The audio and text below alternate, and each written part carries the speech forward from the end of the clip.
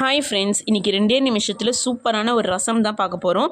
இது ரொம்ப சிம்பிளாக வச்சுலாம், வாங்க எப்படி செய்யலான்னு பார்க்கலாம். அதுக்கு வந்து ஒரு மிக்ஸி ஜாரில் 1 டேபிள் ஸ்பூன் மிளகு எடுத்துக்கிறேன்.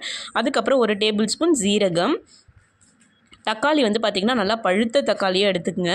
அப்போ தான் ரசம் வைக்கிறதுக்கு ரொம்ப நல்லா டேஸ்ட்டாக இருக்கும். அதுக்கப்புறம் 4-5 பல் பூண்டு போட்டாலே போதும். நான் கொஞ்சம் அதிகமாக போட்டிருக்கேன் பூண்டு. அதுக்கப்புறம் கொஞ்சம் புளி, வரமிளகா வந்து 3 வரமிளகா இது எல்லாத்தையும் போட்டு கொஞ்சமாக தண்ணி ஊற்றி இந்த மாதிரி அரைச்சிக்கங்க. அதுக்கப்புறம் இதை வந்து ஒரு பவுலில் வந்து ட்ரான்ஸ்ஃபர் பண்ணிக்கலாம். தேவையான அளவுக்கு எவ்வளோ ரசம் வேணுமோ அந்த அளவுக்கு தண்ணி ஊற்றிக்கணும். அதுக்கப்புறம் 1/2 டேபிள் ஸ்பூன் பெருங்காயத்தூள், 1/2 டேபிள் ஸ்பூன் மஞ்சள்தூள் சேர்த்துருங்க. தேவையான அளவுக்கு உப்பு, கருவேப்பிலை, கொத்தமல்லி இந்த மாதிரி கட் பண்ணி போட்டுருங்க. அதுக்கப்புறம் ஒரு கடாய் வச்சு 1 டேபிள் ஸ்பூன் எண்ணெயில் வந்து கடுகு ஒரு 1/2 டேபிள் ஸ்பூன், உளுத்தம்பருப்பு 1/2 டேபிள் ஸ்பூன், வரமிளகாய் இந்த மாதிரி முழுசாகவே அதையும் போட்டு நல்லா பொரிஞ்சதும் நம்ம வச்சுருக்க அந்த ரசம் வச்சுருந்ததை ஊற்றிட வேண்டியதான். ஒரு கொதி வந்தால் போதும், இறக்கிடலாம். சூப்பராக ரெடி ஆகிடுச்சு. கண்டிப்பாக ட்ரை பண்ணி பாருங்கள் ஃப்ரெண்ட்ஸ். பாய்.